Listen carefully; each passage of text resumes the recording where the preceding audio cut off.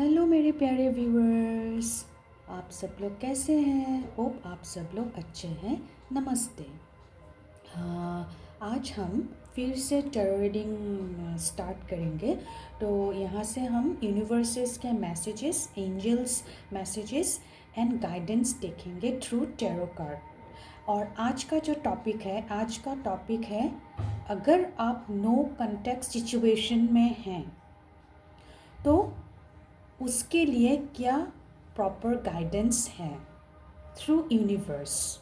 Okay मेरे प्यारे viewers, और ये टाइमलेस रीडिंग है। आप कभी भी अगर आपके सामने ये वीडियो आए तो आप बेझिझक देख सकते हैं, और इनसे मिली जो इंसाइट्स, जो आपको गाइडेंस मिलेंगे, तो आप उसको यूटिलाइज कर सकते हैं अपने लाइफ में। तो मेरे प्यारे व्यूवर्स, ये कोई जेंडर स्पेसिफिक और ज़ोडिएक स्पेसिफिक रीडिंग नहीं है, ये कोई भी देख सकते हैं। तो चलिए मेरे प्यारे व्यूवर्स, आप अपने इष्ट देवता और अपने अपने जो पार्टनर्स हैं उनका नाम आप ध्यान कीजिए, उनके बारे में आज पॉजिटिव सोचिए। तब तक मैं ये कार्ड्स शफल करती हूँ। और आज का जो इम्पॉर्टेंट थिंग ये है कि आज मैं मेजर आर्कानास 22 कार्ड्स ले रही हूँ।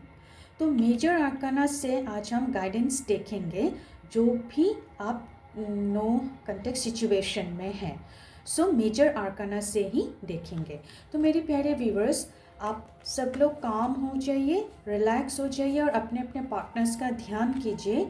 और जितना हो सके आप अपने माइंड को काम कीजिए और पॉजिटिव ही सोचिए, और अपने अपने पार्टनर्स का नाम ध्यान कीजिए।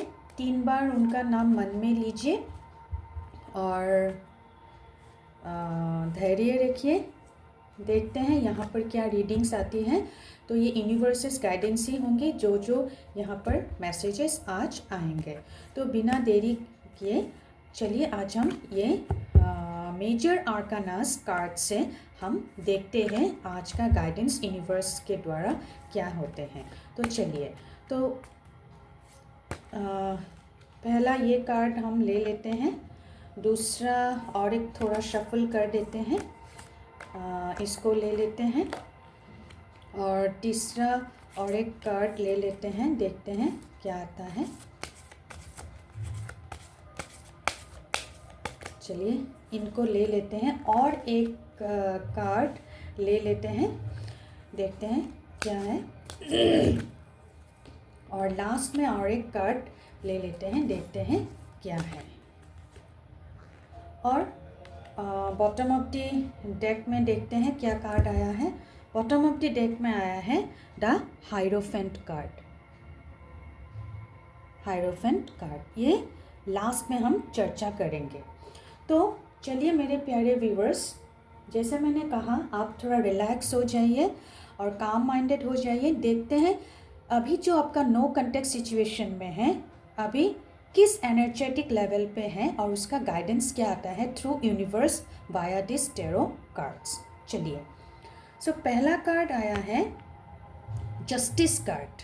वाओ, पहला कार्ड आया है जस्टिस कार्ड, और दूसरा कार्ड आया है the judgement card. Wow, justice and judgement card दोनों एक साथ। एंड तीसरा कार्ड आया है the sun. Wow, very profound energies today. And fourth number card आया है द हैंगमैन। ओके, थोड़ा डिले एनर्जी भी है इधर। And fifth number and last card जो आया है शफलिंग में, वो आया है दैट कार्ड। कोई बात नहीं, हम एक एक करके चर्चा करेंगे सभी कार्ड पर। तो मेरे प्यारे व्यूवर्स, ये देखिए जो जस्टिस का कार्ड आया है जस्टिस का कार्ड ये दिखाता है कि यहाँ पे आप देखिए, आप अभी जो भी सिचुएशन में हैं, आप अनबायसली डिसीजन लीजिए, क्योंकि यहाँ पर जस्टिस एक चीज़ बताता है। हमारे 12 यूनिवर्सल लॉ है, वहाँ पर एक लॉ है the law of cause and effect. मतलब आप जो भी करोगे उसका वही रिजल्ट आएगा। तो जस्टिस कार्ड बहुत प्रोफाउंडली फॉलो करता है the law of cause and effect. So यहाँ पर क्या होता है कि यहाँ पे एक देखिए, एक हैंड में ये जो एक पर्सन बैठा है, एक हैंड में क्या है, एक बैलेंस है, एक तराजू है ना, और दूसरे हैंड में एक स्वॉर्ड भी है। दैट मीन्स इसको ये कर्मा को दर्शाता है ना। और यहाँ पे और एक चीज़ है कि एक डिवाइन मैसेज भी यहाँ पर पोरिंग, ब्लेसिंग्स पोरिंग कर रहे हैं, है ना। तो यहाँ पर ये है कि कोई भी सिचुएशन, अभी आप नो कॉन्टेक्ट सिचुएशन में हो, चाहे आप से कोई गलती हो गई है या आपके पार्टनर्स से कोई गलती हो गई है, मतलब जाने अनजाने में, तो इधर क्या हुआ है कि अगर आप दोनों के बीच कुछ भी फेयर या जस्टिफाइबल नहीं हुआ है, लेकिन आप देखिए इधर डिवाइन इंटरवेंशन ज़रूर से ज़रूर होगा, क्योंकि यहाँ पर 11 नंबर है, जस्टिस कार्ड है, जो डिवाइन इंटरवेंशन ज़रूर से ज़रूर होगा। और ये divine intervention you can not manipulate, because जब ईश्वरीय शक्ति, यूनिवर्सेस गाइडेंस इंटरवेन करेंगे तो इसको कोई भी मैनिपुलेट नहीं कर सकता है ना मेरे प्यारे व्यूअर्स। तो ये अगर एक और पर्सपेक्टिव से देखा जाए तो ये न्यूट्रल कार्ड है। और यहाँ पर ये है कि अभी जिस मुकाम पर आप हैं या आपके पार्टनर हैं, तो आप दोनों के बीच ट्रस्ट रखना होगा। यहाँ पर थोड़ा ट्रस्ट इश्यूज दिखाई दे रहा है। पास्ट में शायद बहुत कैओटिक और ट्रस्ट इश्यूज से आप गुजरे होंगे दोनों, तो यहाँ पर यह है कि ट्रस्ट इश्यूज तो नज़र आ ही रहे हैं, है ना मेरे प्यारे व्यूअर्स। सो जब तक ट्रस्ट इश्यूज आप दोनों के बीच सॉल्व नहीं होंगे, तब तक क्या होगा कि थोड़े बहुत तो आपको कठिनाइयों का सामना करना ही पड़ेगा, है ना मेरे प्यारे व्यूअर्स। तो इधर एक चीज़ इम्पोर्टेंट है कि पहली बात तो यह कि आपको खुद पर तो आपको ट्रस्ट रखना ही है, और दूसरी बात यह है कि आपको अपने रिलेशनशिप में भी आपको थोड़ा धैर्य, थोड़ा जो बोलते हैं ना म्यूचुअल अंडरस्टैंडिंग, ये सब रखना है। और जस्टिस कार्ड मैंने जैसे बोला कि कॉज एंड इफेक्ट, मतलब जैसा आपका सिचुएशन, जिस तरह से आपके आई थिंक 2-3 ईयर्स बैक, यहाँ पर 2-3-5 ईयर्स तक के एनर्जीज पिकअप कर रहे हैं ये कार्ड अगर है, तो यहाँ पर ये दिखाई देता है कि आप दोनों जिस भी सिचुएशन से, मतलब ऐसा हो सकता है कि कोई थर्ड पार्टी का भी ऐसा कुछ इश्यूज नज़र आ रहे हैं, तो लेकिन वो थर्ड पार्टी कुछ नहीं कर सकेंगे अगर आपके ट्रस्ट बिल्डअप बहुत हो दोनों के बीच, है ना। सो ट्रस्ट बिल्डअप जब तक नहीं होगा तो तब तक ऐसा ही, मतलब टू एंड फ्रो हो जाएगा रिलेशनशिप में। तो अगर मैं ओवरऑल एनर्जीज देखूं तो नो कॉन्टेक्ट सिचुएशन में यहाँ कोई यहाँ पर 1, 2, 3, 4 मतलब 5 साल से ऑन एंड ऑफ सिचुएशन में है, लेकिन हमेशा डार्कनेस के बाद लाइट तो आता ही है। तो थोड़ा सा यहाँ पर कार्मिक रिलेशंस भी दिखाई दे रहे हैं। अगर आपको लग रहा है कि ये रिलेशनशिप इज़ ईटिंग अप, मतलब कोई आपको लाइट नज़र नहीं आ रहा है या लाइट दिखाई नहीं दे रहा है, तो you have to be patient, थोड़ा रुकिए एंड थोड़ा ठहराव लाइए, थोड़ा काम होने दीजिए सिचुएशंस को, और दोनों इत्मीनान से बैठकर बातें कीजिए। रिजिलियंसी लाइए, ना कि टेम्परामेंट, ना कि अगर म्यूचुअल अंडरस्टैंडिंग से बात कीजिए। अगर आप लोगों को लगा कि ये रिलेशनशिप चल सकता है, then you can grow and progress का कार्ड भी है। अगर लगा कि no we can not stand each others or we cannot stay together. So आप एक बार फिर से सोच लीजिएगा, क्योंकि अभी या पास्ट से आप लेसन्स लर्न करें और प्रेजेंट सिचुएशन में आप थोड़ा ठहराव लाए, फिर फ्यूचर ओरिएंटेड डिसीजन लीजिए. तो यहाँ पर अगर मैं कहूँ तो जस्टिस कार्ड यही कहता है कि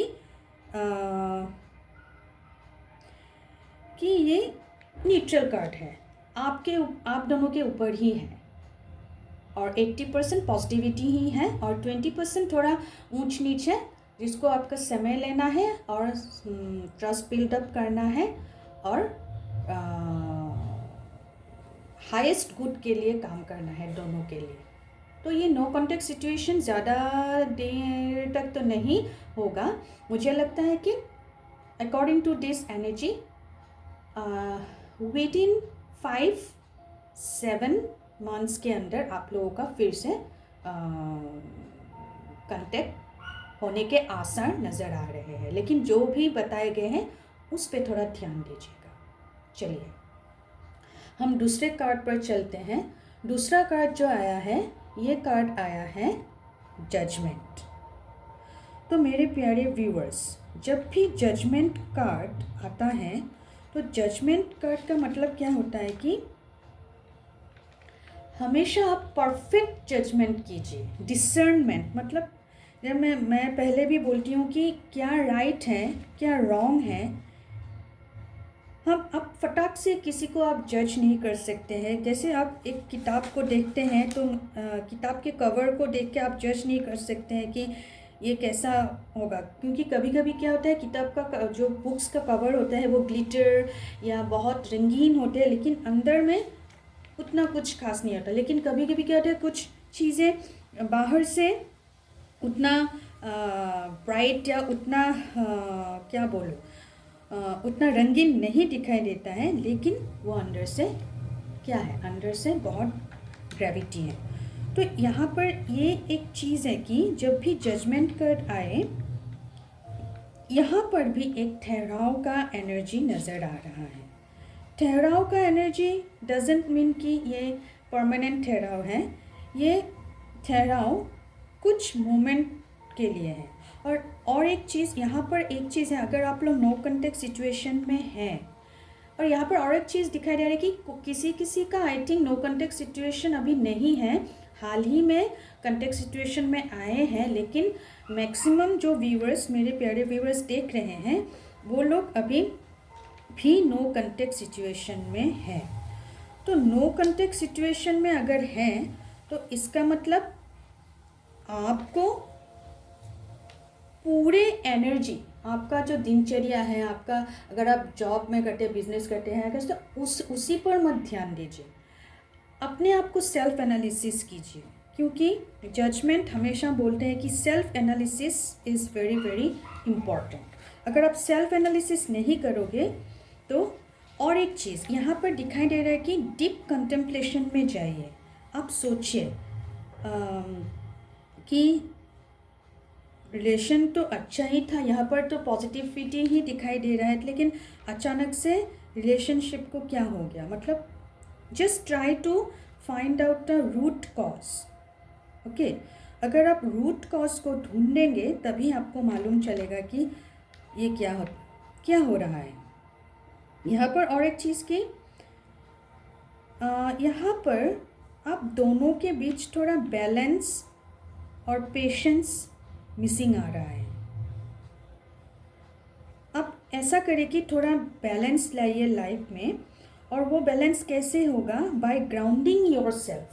अब मतलब जैसे यहाँ पर क्या दिखाई दे रहा है कि देखिए बहुत सारे लोग इधर है, और एक ये जो एंजल दिखाई दे वो एक ट्रम्पेट बजा रहा है. लेकिन यहाँ पे एक चीज़ ये है कि अगर आप कोई कठिनाइयों से गुजर रहे हैं या आपके रिलेशनशिप में कोई प्रॉब्लम आ रहे हैं, तो बड़े बुजुर्ग एक्सपीरियंस्ड पर्सन्स या थेरापिस्ट या काउंसलर जो होते हैं ना, तो उनसे आप बात कीजिए. अब छुपाइएगा मत, क्योंकि कभी कभी क्या होता है, हमें लगता है कि ये रिलेशनशिप ख़त्म हो गया है. हमको लगता है कि ये इस रिलेशनशिप में अब वो स्पार्क नहीं है, अब वो नहीं है, ये हमको लगता है, ये हमको लग रहा है कि फ्रॉम आवर पर्सपेक्टिव ये लग रहा है कि ये रिलेशनशिप नहीं होगा, ये रिलेशनशिप अच्छा नहीं है। लेकिन यहाँ पर भी वही बात मतलब ठहराव का एनर्जी आ रहा है। और एक चीज़ ये है कि थोड़ा मॉडरेशन लाना चाहिए रिलेशनशिप में। अगर एक्सट्रीम में चले गए हैं, सपोज कोई एक्सट्रीमली सैड है या एक्सट्रीमली आप दोनों के बीच, पार्टनर्स के बीच, सब में नहीं, किसी किसी के पार्टनर्स के बीच अगर बहुत कैओटिक सिचुएशन, बहुत एक्सट्रीम सिचुएशन आ गया है, तो उसको क्या है, थोड़ा मॉडरेट मिडिल पाथ को आप अपनाइए, कामनेस। और एक चीज़ है कि कभी भी excessive of everything is very bad, है ना। तो एक्सेसिव जब हमको किसी भी रिलेशनशिप में अगर एक्सेसिव या एक्सेप्ट ये सब दिखाई देता है, तो हमें क्या करना चाहिए कि थोड़ा ठहराव दें। और एक चीज़ यहाँ पे इम्पोर्टेंट है कि ये कार्ड स्टेबिलिटी को भी दर्शाता है। अगर इमोशनली आप स्टेबल नहीं हो, अगर आप मेंटली आप स्टेबल नहीं हो, तो आप कोई भी अगर if you take any decisions, then कभी कभी क्या होता है कि वो डिसीशंस ले लेते तो हैं आप, मतलब टाइम भी ले लेते हैं, लेकिन वो क्या होता है, वो डिसीशंस बाद में आपकी उम्मीदों पर वो खड़े नहीं होते, क्योंकि आपने ऐसे मोड़ पर, ऐसे सिचुएशन में ऐसे डिसीजन ले लिया कि सपोज़ आप एक्सट्रीमली आप इमोशनल हो गए, एक्सट्रीमली आप टेम्परामेंट में चले गए, एक्सट्रीमली आप गुस्से में आ गए, तो स्टेबिलिटी को तो लूज़ करना ही है। तो ये कार्ड वही बताता है कि अगर आप फुलफिलिंग रिलेशनशिप चाहिए, तो आपके इनर जो आपका है ना, जो आपका इनर चाइल्ड है, इनवर्ड जर्नी कीजिए, आपके भीतर आप जाइए, खुद को आप जज कीजिए, मूव ऑन कर। किसी के बीच तो यही कोई तो सोच रहा है कि मूव ऑन कर लो, लेकिन no, before going to moving on, आप खुद के अंदर झांकिए, है ना। और कभी कभी क्या होता है, कुछ डिस्ट्रक्शन होने के बाद, कुछ कड़वा सिचुएशन होने के बाद रीबर्थ होता है, अवेकनिंग होता है लास्ट में। तो जजमेंट कार्ड ये भी इंडिकेट करता है कि आप एक्सपीरियंसेस से भी सीख सकते हैं और थोड़ा मोमेंटम, थोड़ा स्टेबिलिटी लाइए। मतलब कोई भी काम अगर आप जल्दबाजी में भी करो, इनडिसाइसिवनेस नहीं होना चाहिए, डिसाइसिवनेस होना चाहिए, जजमेंट का यही बोलते हैं। तो यहाँ पर यह है कि मुझे लग रहा है कि 2025 जनवरी 1st वीक से आप लोगों का no contact situation I think थोड़ा कम हो जाए। कोई ब्लॉक में है तो वो अनब्लॉक होंगे, ईमेल भी आ सकता है या मेल भी आ सकता है। यहाँ पर रिजोल्यूशन दिखाई दे रहा है, सो ये पॉजिटिव ही दिखाई दे रहा है। आपका कॉन्टैक्ट अगर नहीं हुआ है, किसी का हो चुका है और इसका नहीं हुआ है, तो अगले मीन्स 2025 ईयर में तो हो जाएगा। एंड सेलिब्रेशन का भी कार्ड दिखाई दे रहा है ना मेरे प्यारे व्यूअर्स। तो अब चलते हैं नेक्स्ट कार्ड में। जो हम लोगों का नेक्स्ट कार्ड है, वो नेक्स्ट कार्ड है द सन। तो सन अगर हम बोलें तो द सन कार्ड ये दिखाई देता है कि इधर आप देखिए, एक सन है, यहाँ पर फ्लावर्स है, एक इनोसेंट सा बच्चा है, ही इज़ राइडिंग, है ना। तो सन कार्ड अगर आया है तो अभी किसी के यहाँ पर चांसेस है कि आप लोगों का रिजोल्यूशन हो चुका है और ब्रेकअप सिचुएशन में नहीं है। कोई ब्रेकअप सिचुएशन से उभर कर फिर से रिजिलियंट रिलेशनशिप में आए हैं। तो यहाँ पर एक happy energy in the moment दिखाई दे रहा है ना। और यहाँ पर क्या हो रहा है कि एक न्यू बिगिनिंग भी हो रहा है, सक्सेस दिखाई दे रहा है। और एक चीज़ है कि अगर चीज़ें कुछ इधर उधर हो रहे हैं रिलेशनशिप में, तो वहाँ पर आप काम कीजिए, वहाँ पर आप लव भेजिए, वहाँ पर आप जॉय भेजिए, क्योंकि यहाँ पर पॉजिटिविटी दिखाई दे। आप आगे बढ़िए। यहाँ पर एक चाइल्ड हंस रहे हैं, तो अगर यहाँ पर भी एक इनर चाइल्ड दिखाई दे रहा है, आप दोनों के बीच बहुत अच्छे संबंधी हैं। यहाँ पर उतना नो कंटेक्ट सिचुएशन नहीं दिख रहा है, लेकिन थोड़ा थोड़ा दिख रहा है, लेकिन उस थोड़े थोड़े से स्पार्क बर्न्स द हाउस, यही बोलते हैं ना, तो उस चिंगारी को फैलने मत दीजिए, आग में बदलने मत दीजिए। उस चिंगारी को वहीं आप डिप कीजिए, वहीं पर आपको उसको बुझा दीजिए। वो चिंगारी क्या है? वो चिंगारी है इनसिक्योरिटीज़ मत लाइए रिलेशनशिप में। और ये ब्राइटनेस दर्शा रहा है। और यहाँ पर और एक चीज़ है कि न्यू बिगिनिंग भी दिखा रहा है इधर आप लोगों के बीच में। यहाँ पर और एक चीज़ दिखाई दे रहा है कि कोई अगर प्रपोज़ल के मतलब लाइन पे है तो आप बेझिझक प्रपोज कर दीजिए, लव ब्लूम होगा। कोई अगर लवर्स ऑलरेडी है तो उन लोगों के रिलेशनशिप में और ज़्यादा ये आएगा, ब्राइटनेस आएगा और निखार आएगा। और जो टोटली कमिटेड है उन लोगों के लिए मैरिज का भी थोड़ा यहाँ पर 70 to 80% मैरिज के आसार नज़र आ रहे हैं। मेरे प्यारे व्यूअर्स, आप मुझे बताना कमेंट में ऐसा है या नहीं।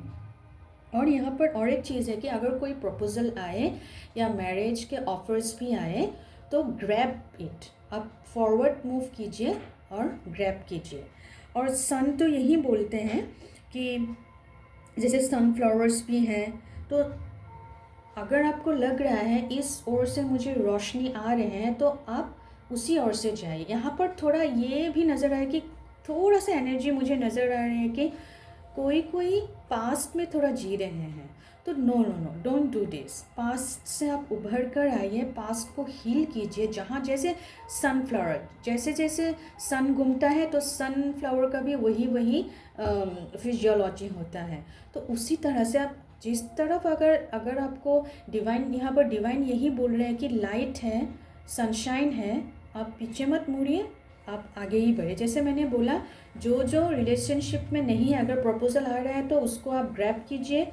जो लवर्स है उनके रिलेशनशिप को थोड़ा निखार दीजिए, थोड़ा और म्यूचुअल पार्टनरशिप लाइए, म्यूचुअल अंडरस्टैंडिंग लाइए और निखार आएगा। पॉलिश कीजिए। और जो लवर्स अभी उस कगार पे हैं कि मैरिज की संभावनाएं हैं, तो मैरिज तो यहाँ पर मुझे मैरिज तो अभी है, लेकिन मुझे 2025 के लास्ट में अक्टूबर नवंबर दिसंबर में मैरिज के प्रपोजल्स दिख रहे हैं।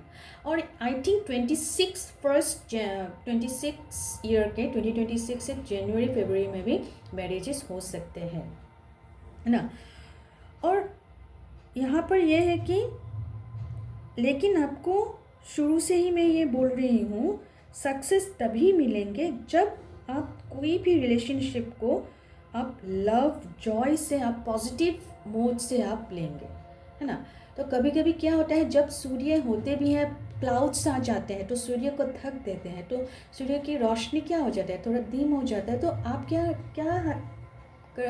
करें कि अगर कोई आप कभी कभी सिचुएशन ऐसे आपको लगा कि ये सिचुएशन थोड़ा ठीक नहीं है, तो आप थोड़ा कोई बात नहीं, आप दूसरे दिन सुलह कीजिए, तीसरे दिन थोड़ा ठहराव दीजिए। और mutual understanding is very very important, तभी ब्राइटनेस आएंगे। और इनर चाइल्ड पे भी आप लोगों को काम करना है। और यहाँ पर बहुत पॉजिटिव एनर्जीज आए हैं, मैरिज तक के एनर्जीज आए हैं, और ये परमानेंट, ये सोलमेट भी दिखा रहा है, ट्विन फ्लेम एनर्जीज भी दिखाई दे रहा है ना। तो मेरे प्यारे व्यूअर्स, चलिए अगले कार्ड में जाते हैं। जो अगला कार्ड आया है वो है डेथ कार्ड। डेथ कार्ड का मतलब, अगर डेथ कार्ड आए तो इसका मतलब ये नहीं है कि आपको मीन्स डोंट कि मैं डेथ कार्ड आ गया क्या, नहीं, फियर मत कीजिए, डरिए मत। इसका मीनिंग क्या है कि कोई भी कुछ बुरी चीज़ें ख़त्म हो रही है, ओल्ड नेगेटिव पैटर्न्स जो हैं आपके रिलेशनशिप में वो ख़त्म हो रहे हैं। और क्या हो रहा है कि वो ख़त्म होकर किसी किसी को यहाँ पर अपनी रिलेशनशिप में फेलियर्स और धोखा या ऐसा कुछ मिला होगा, तो आप मूव ऑन कीजिए। जब आपको लगता है कि एनर्जी मैचिंग ने आप जान पाएंगे ना, तो फेलियर अगर हुआ है तो कोई बात नहीं। जो अगला जो अगले क्षण आ रहे हैं 2025 में, यहाँ पर आपका ट्रांजिशन की एनर्जी दिखाई दे रहा है, ट्रांसफॉर्मेशन की एनर्जी दिखाई दे रहा है। अगर आपके कुछ ओल्ड हैबिट्स या जैसे ओल्ड नेगेटिव पैटर्न्स है ना, वो ख़त्म होते हुए नज़र आ रहे हैं। यहाँ पर क्या हो रहा है, आप देखिए कि यहाँ पर थोड़ा बैक में सन भी राइजिंग कर रहे हैं, पिक्चर में दिखाई दे रहा है। मतलब डार्क फेज से गुजर के आप ट्रांजिशन में आएंगे, ट्रांसफॉर्मेशन में आएंगे। मतलब नो कंटेक्ट सिचुएशन था और बहुत तगड़ा वाला नो कंटेक्ट सिचुएशन था। आई थिंक 2023 से हुआ या 2022 से हुआ। 2024 में तो बिल्कुल बातचीत किसी के नहीं हुआ है, लेकिन 2025 में sun is rising. From the month of February you will see some brightness in your relationship. और यहाँ पे न्यू थिंग्स भी आ रहे हैं जो आपको लाइफ में बेटर देगा, है ना, हील करेगा। बिकॉज आफ्टर नाइट डे आता है, लेकिन इसमें क्या है कि आप फटाक से डिसीजन मत लीजिए। ये नो कार्ड है, नो कार्ड एनर्जी लेकर है। अभी अगर कोई भी आप फटाक से डिसीजन मत लीजिए, थोड़ा सोच विचार कीजिए। फरवरी मार्च अप्रैल तक थोड़ा आप वेट कीजिए, तभी आप मूव कीजिएगा। अभी फ़िलहाल जनवरी में आप कोई भी रिलेशनशिप के बारे में डिसीजन मत कीजिए। अगर नो कंटेक्ट सिचुएशन में है, अगर पास्ट में कुछ चीज़ें ख़राब हुई भी हैं, किसी का तो 24 में रिलेशनशिप मतलब कंटेक्ट हुआ ही नहीं है। और यहाँ पर 50-50 किसी का हुआ, किसी का नहीं हुआ। तो जनवरी आप जाने दीजिए, फरवरी लास्ट से आप थोड़ा कोशिश कीजिएगा। अगर आपको बिल्कुल लगता है कि ये डिसीजन मेरा गलत है या दूसरे को मैं फोर्स नहीं, क्योंकि you can not keep anyone. आप इसे किसी को आप ऐसे टाइटली बांध कर नहीं रख सकते। फ्रीडम चाहिए सब किसी को। तो आप यूनिवर्स को भी ग्रेटिट्यूड भेजते रहिए, पॉजिटिव एनर्जीज भेजते रहिए और एक इंडिपेंडेंट माइंडसेट रखिए। तो आप देखिएगा आपके लिए जो भी होगा भला ही होगा। वो खुद चलकर आएंगी या आएगा, आपको कुछ भी नहीं करना है। जस्ट आपको थोड़ा क्या करना है कि डिटर्मिन्ड होके रहना है। और अभी थोड़ा सा डार्क फेज है, लेकिन लाइट फेज, क्योंकि यहाँ पर देखिए बैकग्राउंड में ये सन की एनर्जी नज़र आ रही है। तो सन तो ब्राइटनेस ही लाता है, तो एबंडेंस एनर्जी यहाँ पर भरपूर है। नो कंटेक्ट सिचुएशन में है, कोई बात नहीं। अगर आपको लगता है कि ये सिचुएशन मतलब ये एक इधर भी आया था, अगर ईटिंग अप हो रहा है रिलेशनशिप को, तो आप पीछे मत मुड़िए, आगे बढ़िए और थोड़ा सा बैकग्राउंड आप इंफॉर्मेशन गैदर कीजिए, एनालिसिस कीजिए तभी, और खुद को आप कंटेम्पलेशन कीजिए। और आपका और इधर क्या है कि आप यहाँ पर ये है कि कोई ऐसा है कि ऑथोरिटिव एडमिनिस्ट्रेटिव या ऐसे कोई अगर पोजीशन में है, तो जिनका मैरिज का असर भी नज़र आ रहे हैं, तो उन लोगों से भी आपका मतलब राब्ता होने वाला है। तो आप राब्ता कीजिए, लेकिन अभी नहीं, थोड़ा वेट कीजिए। फरवरी लास्ट वीक से आप स्टार्ट कीजिएगा। तो डेथ कार्ड यह है कि फियर करना नहीं है, आपको डरना नहीं है। कोई कुछ ओल्ड नेगेटिव पैटर्न एनर्जी है, अभी भी है, जो आपको क्लींस करना है। उसके लिए आपको क्या करना है, आप पॉजिटिव एफर्मेशंस रखिए कि my aura is cleansed and I am feeling grateful for my situation.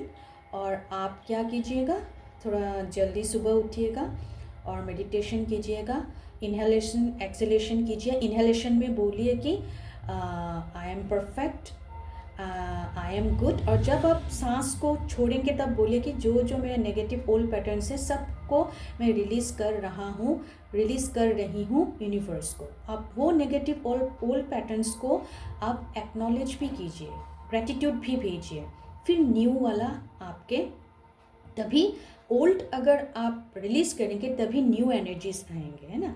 यहाँ पर भी डरने वाली कोई बात नहीं है। यहाँ पर भी सिर्फ ये बात आप रखिए कि जनवरी में कोई डिसीजन मत लीजिए, फरवरी मार्च अप्रैल से आप लोगों का फिर से कॉन्टैक्ट सिचुएशन आ जाएगा, है ना।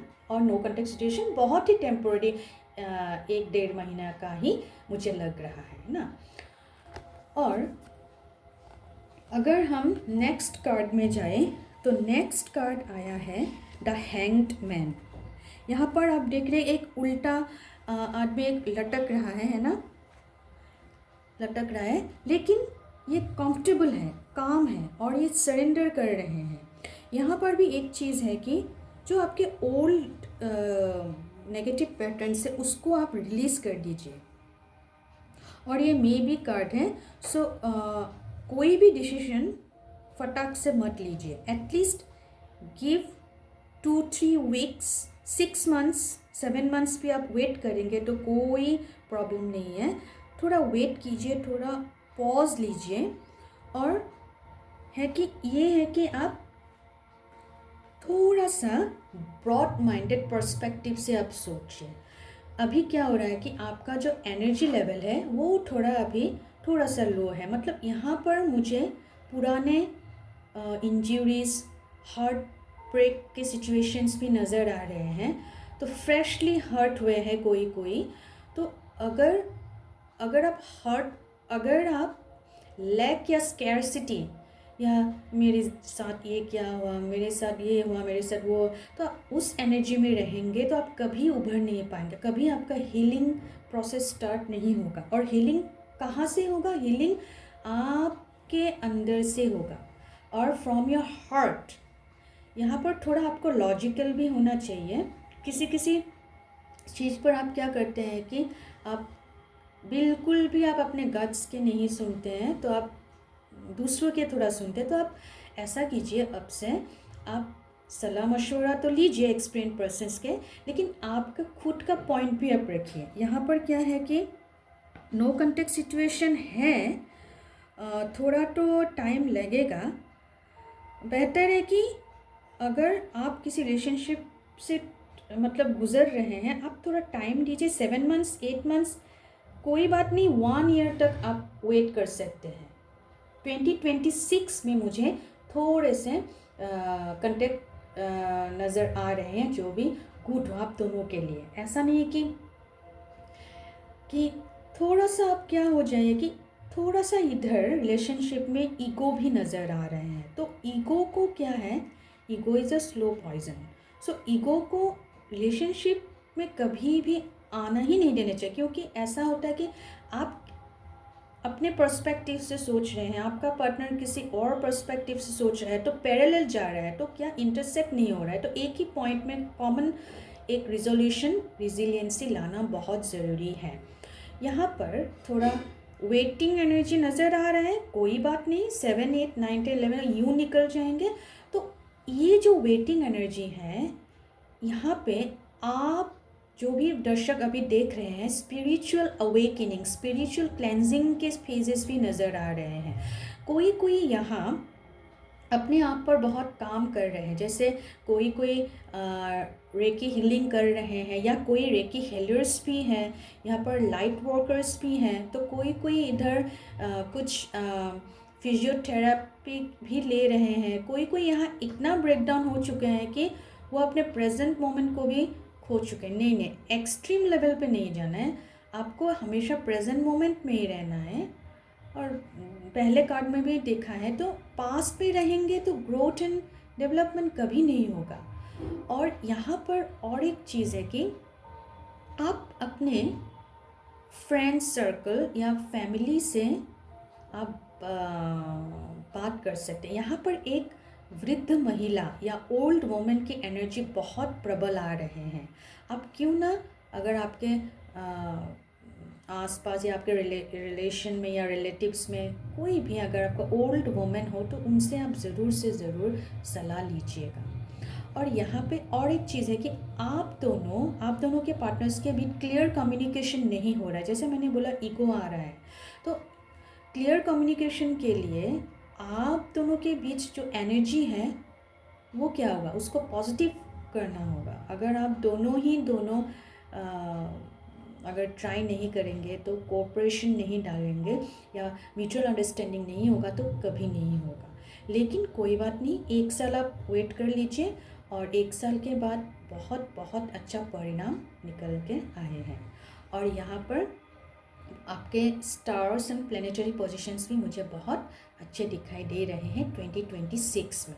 किसी किसी का 7-8 मंथ्स तक कांटेक्ट हो जाएगा, लेकिन मैक्सिमम 80 to 90% 2026 में ही कांटेक्ट होगा। अभी तो फिलहाल नो कांटेक्ट सिचुएशन दिखाई दे रहा है ना मेरे प्यारे व्यूअर्स।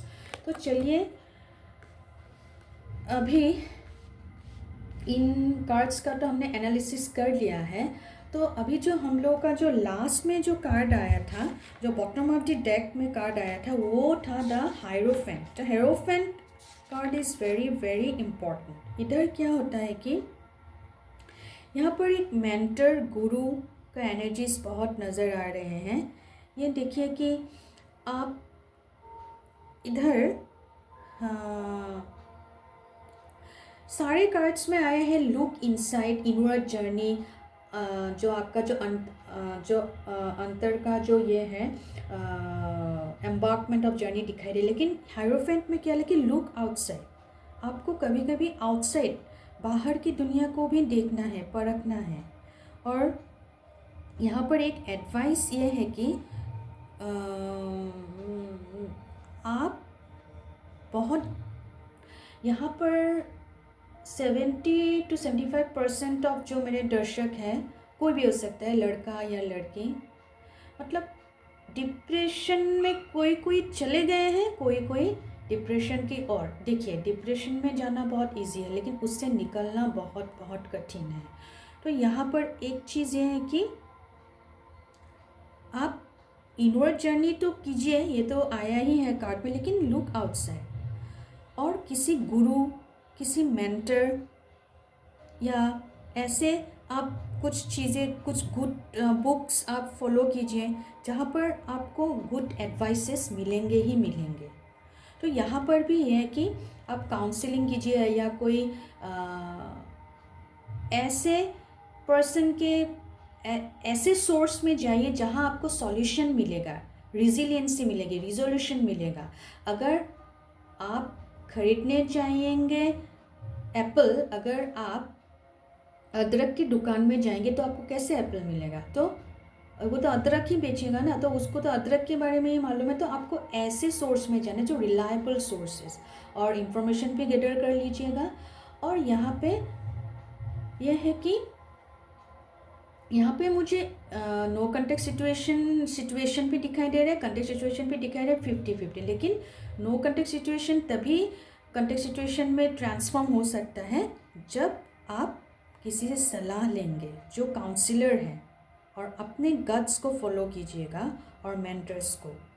तो ये भी येस और नो कार्ड के बीच में ही है। तो ये आपके ऊपर ही डिपेंड करेगा आप कैसे सिचुएशन को हैंडल करोगे। अगर आपको लग रहा है कि नहीं मुझे थोड़ा टाइम चाहिए, आप टाइम ले लीजिए, कोई बात नहीं, कूल एंड काम होकर आप टाइम लेके हैं आप डिसीजन लीजिए। तो मेरे प्यारे व्यूअर्स, आज जो भी कार्ड्स इधर आए हैं तो मैंने सब कुछ तो जितना हो सका आई ट्राइड टू एनालाइज। सो बाकी जो गाइडेंस आए हैं आप उसको फॉलो कीजिएगा और थोड़ा सेल्फ इंट्रोस्पेक्शन कीजिएगा। और जीवन में हमेशा यह है कि कभी कभी ठहराव भी चाहिए एक्सेलरेशन लाने के लिए, और कभी कभी एक्सेलरेशन ज़्यादा भी हो जाए तो ठहराव भी चाहिए। सो बैलेंस करके चलना है ना। इमोशनल बैलेंस, मेंटल बैलेंस जब ठीक होगा तभी आप इनवर्ड जर्नी में आपको वो आंसर्स आपको मिलेंगे। इनवर्ड जर्नी भी ज़रूरत है, और आपके आसपास एनवायरनमेंट में क्या चल रहा है क्या नहीं चल रहा है वो भी आपको जानना ज़रूरी है। और वेटिंग एनर्जी है। वेटिंग एनर्जी का मतलब ये नहीं है कि आप वेट करते ही जाओगे, एक पर्टिकुलर ड्यूरेशन के लिए वेटिंग एनर्जी है, और बाकी वो वेट थोड़ा धैर्य से आप करिएगा तो बाद में आपको उसका फ्रूशन मिलेगा, फल मिलेगा बहुत अच्छे से, है ना मेरे प्यारे व्यूवर्स। तो कोई बात नहीं, आप पॉजिटिव माइंडेड रहिए, ग्रेटिट्यूड भेजते रहिए यूनिवर्स को, खुद को, अपने पार्टनर्स को और अपने लव रिलेशनशिप को, है ना मेरे प्यारे व्यूवर्स। तो आज के लिए बस इतना ही। थैंक यू, ग्रेटिट्यूड, और आप सब लोग खुश रहिए हमेशा। बाय।